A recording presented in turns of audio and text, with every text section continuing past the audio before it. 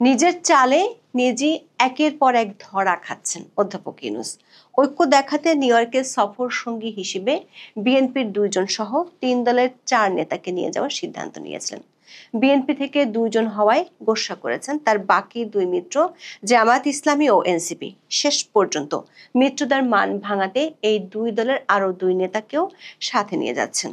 আবার জুলাই জাতীয় সনদ বাস্তবায়নের জন্য বিশেষজ্ঞ প্যানেলের পরামর্শে কাজ করতে গিয়ে অন্তর্বর্তী সরকারের বিপদ বাড়ছে। শেষ মুহূর্তে সরকারের নজরে এসেছে বিশেষজ্ঞ প্যানেলের পরামর্শ অনুযায়ী সাংবিধানিক আদেশ জারি করে জুলাই সনদ জারি করলে খোদ অন্তর্বর্তী সরকারই অকার্যকর হয়ে যাবে।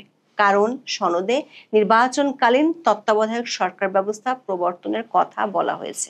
ফলে সংবিধানের অন্তর্বর্তী সরকারের কোনো বিধান না থাকায় খোদ নিজেদের গদি হারানোর শঙ্কা পেয়ে বসেছে অধ্যাপক ইউনূস ও তার মিত্রদের।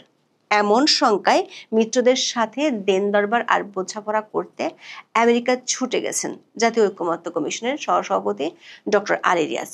সূত্রগুলো বলছে যুক্তরাষ্ট্র বসে মিত্রদের মধ্যে আগামী নির্বাচনে আসন ভাগাভাগি নিয়ে সমঝোতার জন্য আলোচনা হওয়ার কথা ছিল। কিন্তু অধ্যাপক রিয়াজের প্রস্তাবে নিজের গদি হারানোর শঙ্কায় সে আলোচনার মোড় এখন ঘুরে গেছে।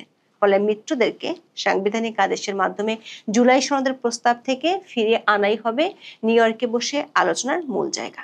বিস্তারিত জানতে চলুন যাওয়া যাক।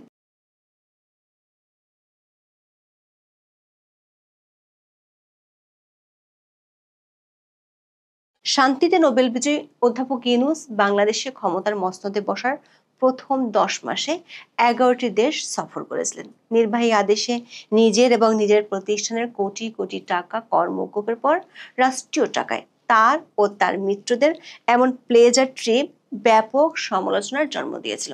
সবশেষ লন্ডন সফরে গিয়ে বহু চেষ্টা করেও ব্রিটিশ প্রধানমন্ত্রীর দেখা না পাওয়াটাকে বিশ্লেষকরা বাংলাদেশের অন্তর্বর্তী সরকারের কূটনৈতিক বড় ব্যর্থতা বলে মনে করেন। আবার লন্ডনে তারেক রহমানের সাথে বৈঠকের কারণে 2 মিত্র জামায়াত ইসলামী এবং এনসিপি গোস্বা করে বসে। তখন তিনি পড়েছিলেন শ্যাম রাখি না কুল রাখি অবস্থায়। সব দিকে ব্যর্থ হয়ে শেষ পর্যন্ত ফেব্রুয়ারিতে নির্বাচন হবে বলে মৃদু ঘোষণা দিয়ে দেন। সেই ঘোষণায় সংকট আরও বেড়েছে। 2 মিত্র এনসিপি ও জামাত অধ্যাপক ইউনূসের জন্য বিপদ বাড়াচ্ছে। অবশ্য অনেকে মনে করেন জামাত ও এনসিপির এই অবস্থান চাইনিজের সেট মেনুর মতোই, আগে থেকে ঠিক করা নাটক। তারেক রহমানের সাথে লন্ডন বৈঠকের আলোচনা অনুযায়ী 15 আগস্টের মধ্যে শেষ হওয়ার কথা ছিল জুলাই সনদ আর জাতীয় ঐকমত্য কমিশনের নাটক। না পেরে প্রথমে 1 মাস মেয়াদ বাড়ানো হয়, তাতেও কাজ হয়নি, বাড়িয়েছে আরো 1 মাস। 15 অক্টোবর শেষ হবে সেই মেয়াদ। মিত্রদের মন রাখতে কয়েক দফা নানাভাবে ঘষা মাজা করে অধ্যাপক রিয়াজের কমিশন 11 সেপ্টেম্বর সনদের খসড়া চূড়ান্ত করেছে। এতে থাকা সংস্কারের 84টি সিদ্ধান্তের 11টিতে বিভিন্ন দলের আপত্তি রয়েছে। দর্শক, গত 13 মাসে একটি দৃশ্য বেশ পরিচিত হয়ে উঠেছে। সেটি হলো এনসিপি আর জামাত যা বলে তা যেমন অধ্যাপক ইউনূস শুনে, আবার অধ্যাপক ইউনূস যখন তাদের ডাকে তখনই তারা সাড়া দেয়। এমন বন্ধুত্বপূর্ণ সম্পর্কে অবাক করা বিষয় হলো মাত্র 11টি বিষয় আগামী নির্বাচিত সংসদে শুরু হবে এই সিদ্ধান্ত জামাত ও এনসিপি মানছে না। যে কারো কাছে মনে হতে পারে পিআর পদ্ধতিতে নির্বাচন কিংবা গণপরিষদ নির্বাচন এগুলো লোক দেখানো নাটক ছাড়া আর কিছুই নাই। এখনো পিআর পদ্ধতিতে উচ্চকক্ষ গঠন সহ কয়েকটি সিদ্ধান্ত ক্ষমতায় গেলে বাস্তবায়নে রাজি নয় বিএনপি। আবার পিআরের দাবিতে আন্দোলনে নেমেছে জামাত সহ 7 দল। এর মধ্যে মূল ফ্যাসাদবাদে জুলাই জাতীয় সনদ কিভাবে বাস্তবায়িত হবে তা নিয়ে ঐকমত্য কমিশন এ নিয়ে 2 দফা আলোচনা করে নিজেদেরকে ঠিক করা একটি বিশেষজ্ঞ টিমের সাথে। সে টিমে ছিলেন 2 জন বিচারপতি, 1 জন আইনের শিক্ষক এবং 3 জন আইনজীবী। এই 6 জনের মধ্যে 2 জন বিএনপি ও 2 জন জামাতের সমর্থক হিসেবে পরিচিত, আর বাকি 2 জন ডক্টর কামাল হোসেনের ঘনিষ্ঠ। শেষ পর্যন্ত এই 6 বিশেষজ্ঞের পরামর্শে গত 17 সেপ্টেম্বর রাজনৈতিক দলগুলোর সাথে সংলাপে ঐকমত্য কমিশন 3টি প্রস্তাব তুলে ধরে। সেগুলো হলো: 1, অন্তর্বর্তী সরকার জুলাই ঘোষণার 22 নম্বর অনুচ্ছেদের অধীনে একটি সাংবিধানিক আদেশ জারি করতে পারে যেখানে জুলাই সনদে উল্লেখিত মৌলিক সংস্কার প্রস্তাবগুলো থাকবে। এই আদেশ তাৎক্ষণিকভাবে কার্যকর হবে। দ্বিতীয়ত, ওই আদেশে গণভোটের বিধান রাখা যেতে পারে এবং সংসদ নির্বাচনের সঙ্গে একই দিনে গণভোট হবে। সবশেষ যদি গণভোটের হ্যাঁ জয়যুক্ত হয় তাহলে তা কার্যকর হওয়ার তারিখ থেকেই অনুমোদিত হবে। সরকার একাধিক সূত্রগুলো বলছে এই তিনটি প্রস্তাব নিয়ে সমঝোতার জন্য অধ্যাপক ইউনূস 3 মিত্রদলের 4 সদস্যকে নিজের সাথে নিউ ইয়র্কে নিয়ে যাওয়ার সিদ্ধান্ত নেন। সেখানেও বাধে বিপত্তি। জাতিসংঘের সাধারণ পরিষদের 80তম অধিবেশনে অংশ নিতে অধ্যাপক ইউনূস 21 সেপ্টেম্বর মধ্যরাতে বাংলাদেশ ছাড়বেন।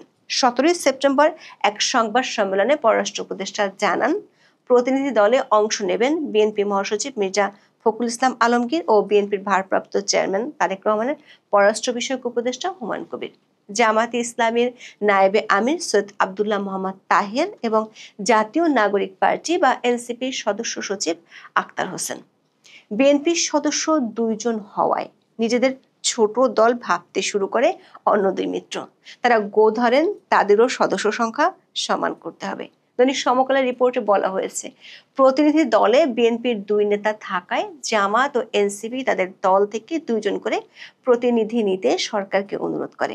তবে নির্ধারিত সময়ের মধ্যে ভিসা প্রক্রিয়া শেষ করা কঠিন হয় আগে থেকে যাদের মার্কিন ভিসা ছিল তাদের বেছে নেওয়া হয় প্রতিনিধি দলে। নতুন করে জামাতের পক্ষে আমির ডক্টর নকিবুর রহমান, যিনি এরই মধ্যে যুক্তরাষ্ট্রে আছেন, তিনি এবং এনসিপির পক্ষ থেকে তাসনিম যারা, তিনিও আছেন যুক্তরাষ্ট্রে।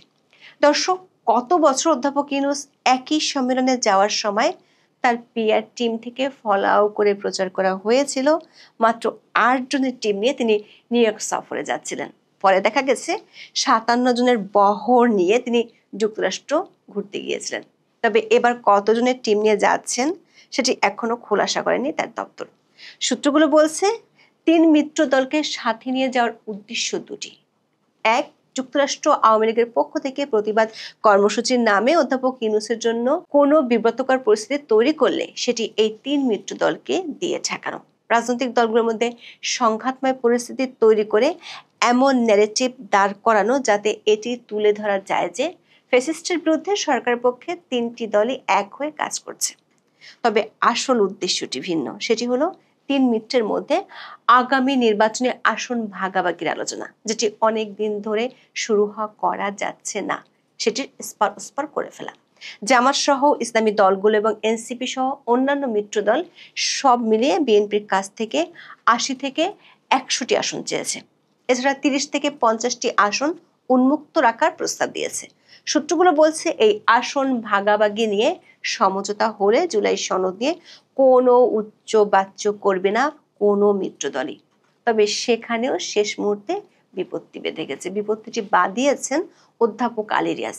সে বিপত্তি অধ্যাপক ইউনূসের জন্য এমন একটি সমস্যা তৈরি করেছে যেটির কারণে কমিশনের প্রস্তাবিত সুপারিশ অনুযায়ী জুলাই সনদ বাস্তবায়িত হলে অন্তর্বর্তী সরকারের আর অস্তিত্বই থাকবে না।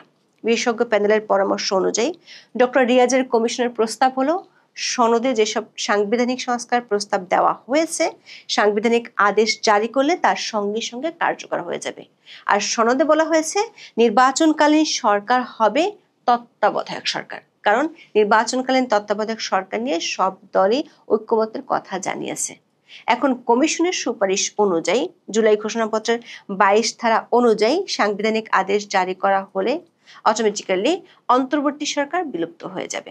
কারণ গত বছর 8ই আগস্ট সংবিধানের 106 অনুচ্ছেদ অনুযায়ী আদালতের মতামতের ভিত্তিতে যে অন্তর্বর্তী সরকার গঠিত হয়েছিল তার কোনো অস্তিত্ব বর্তমান সংবিধানে নেই। আবার জুলাই ঘোষণাপত্র পাঠ করেছেন অধ্যাপক ইউনূস, কিন্তু এই ঘোষণার কোনো আইনগত ভিত্তি নেই। ফলে তার অধীনে কিভাবে সাংবিধানিক আদেশ জারি করা হবে? সরকার একাধিক সূত্র বলছে সনদ বাস্তবায়নে সংবিধানের 106 অনুচ্ছেদ অনুযায়ী সুপ্রিম কোর্টের মতামত গ্রহণ করা যায় কি না এমন প্রস্তাব বিএনপির পক্ষ থেকে দেওয়া হয়েছে। এখানেও সরকারের শঙ্কা আছে। আদালতের মত যদি সাংবিধানিক আদেশের পক্ষে যায় তাহলে বিলুপ্ত হয়ে যাবে অধ্যাপক ইউনূসের নেতৃত্বাধীন অন্তর্বর্তী সরকার। বিশেষ করে সেনা প্রধানের সাথে প্রধান বিচারপতির একান্ত বৈঠকের পর সে ঝুঁকি নিতে রাজি নন অধ্যাপক ইউনূস ও তার মিত্ররা। 20 সেপ্টেম্বরের বৈঠকে অধ্যাপক রিয়াজ সরাসরি বলেছেন সরকার রাজনৈতিক বিষয়কে আদালতে নিয়ে যেতে চায় না। শেষ মুহূর্তে এমন শঙ্কার বিষয় ধরা পড়ায় ওই রাতেই আমেরিকা চলে গিয়েছেন অধ্যাপক আলী রিয়াজ। সূত্রগুলো বলছে ৩ মিত্রের সাথে অধ্যাপক ইউনূস যে বৈঠক করবেন সেখানে অধ্যাপক রিয়াজও থাকবেন। আসন ভাগাভাগির সমঝোতার চেয়ে এখন সরকারের কাছে গুরুত্বপূর্ণ হলো সাংবিধানিক আদেশের প্রস্তাব থেকে সরে আসা এবং কোনোভাবেই যাতে সনদ নিয়ে আদালতে যেতে না হয়। শেষ পর্যন্ত রাষ্ট্রীয় টাকায় ডক্টর ইউনূসের মিত্রদের মধ্যে কতটুকু সমঝোতা হয় সেটার জন্য কয়েকটা দিন অপেক্ষা করতে হবে। এখন এ পর্যন্ত। সবাই ভালো থাকুন, সুস্থ থাকুন, নিরাপদে থাকুন। দেখা হবে আগামী